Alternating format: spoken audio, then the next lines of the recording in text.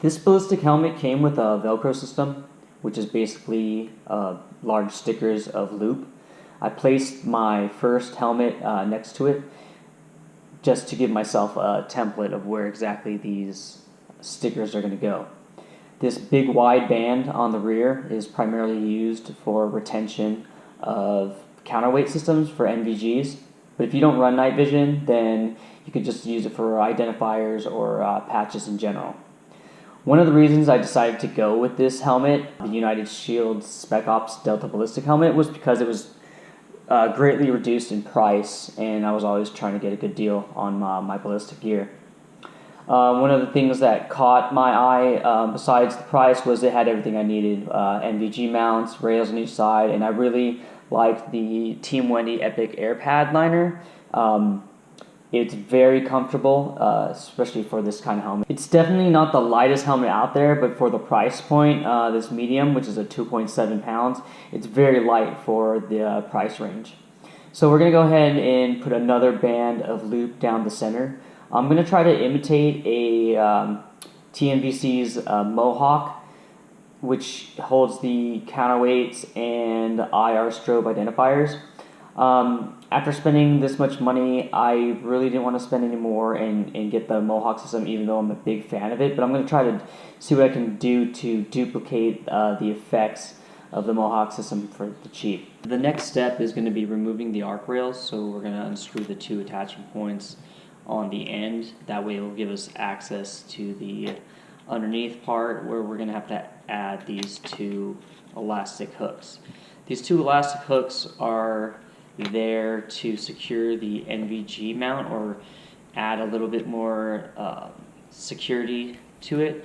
What they do is they prevent the rocking of the NVG mounts. Even with the real steel mounts, the Neurotis INVG mount and the titanium mount that we went with, there's still a little bit of play. So these elastic bands, though they're not necessary, they really help reduce the shaking and wobbling of the mount when the night vision is being used. So first we're going to put it through those front slots and tie a knot through it. Where you place the knot is gonna dictate how much tension is on your night vision mount. So I'm gonna leave quite a bit of a tail end because I want it to be really tight. Because I do plan on running around, possibly diving when we come in contact at night. So when they're not used, I would place them underneath that slot on the NVG shroud.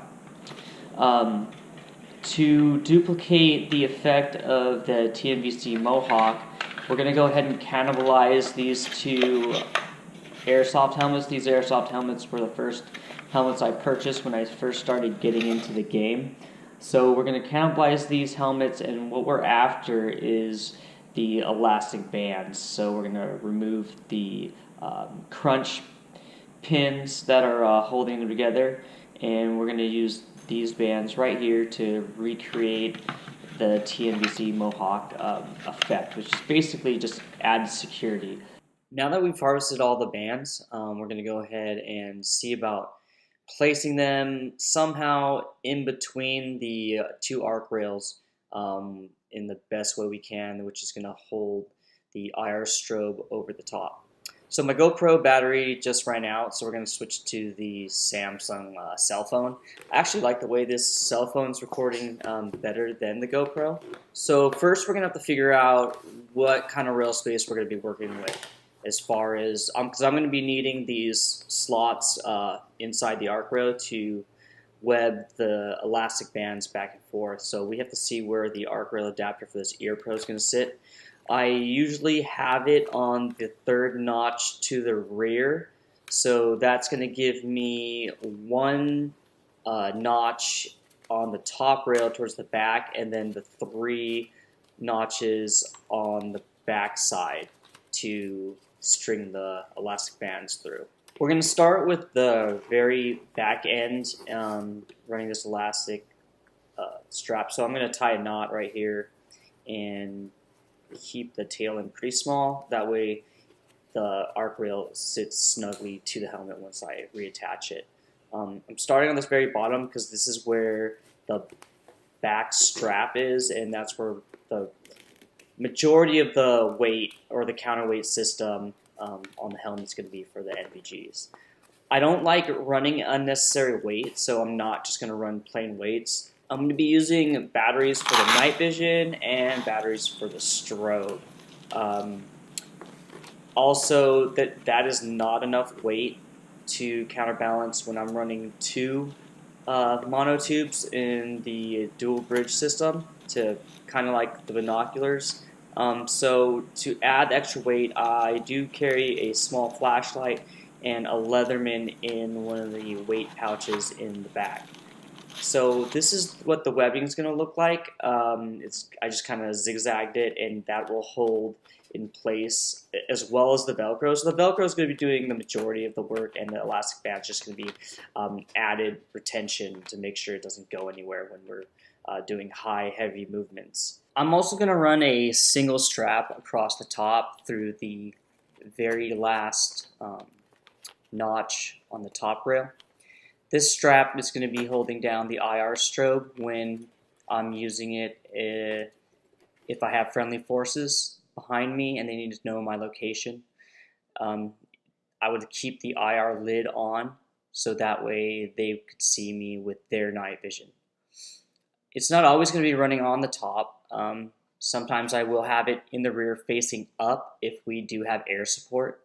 A couple of MILSIM operations you will have air support. Since I already have the helmet somewhat taken apart, I'm going to go ahead and put 2 new holes through the chin straps because I already have it on its smallest setting and there's still too much play on my face. I want to make sure I can get it really tight because when you're running with a lot of equipment on the helmet, it could tend to be unbalanced, so you want to be able to tighten as possible.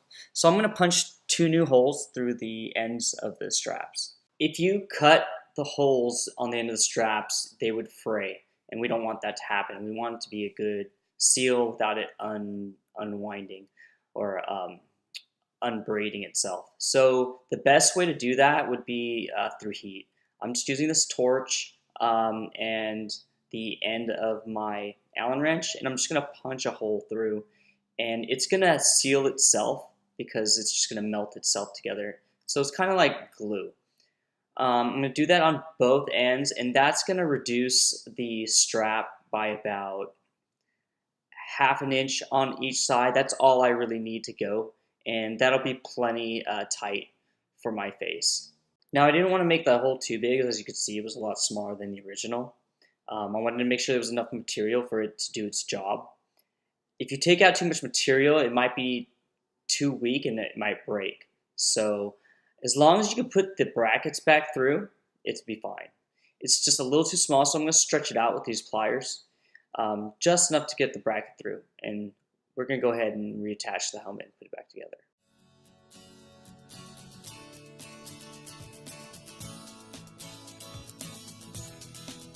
Now, I've never seen this done before. It was just an idea I had. I'm always trying to figure out a way to save some money. I really do like the Mohawk, and I might get it in the future. But right now, I've just dumped so much money on all my ballistic gear this year, and also getting the night vision. So this is just gonna have to do for now. I hope this helps you guys out. If you guys were interested in saving some money and getting the same effect as a Mohawk, I know it seems like a lot of work, but it's actually pretty easy to do. As you can see, the straps, they're going to do the job. They're going to hold down whatever you have. I mean, you already have the Velcro system that's holding it, and this is just extra retention to hold things down. So thanks again for checking out the channel. I hope this helps you guys out if you guys are interested in building out your helmets. This is going to be pretty much the finished product. Hope you like it and subscribe, and I'll see you next time.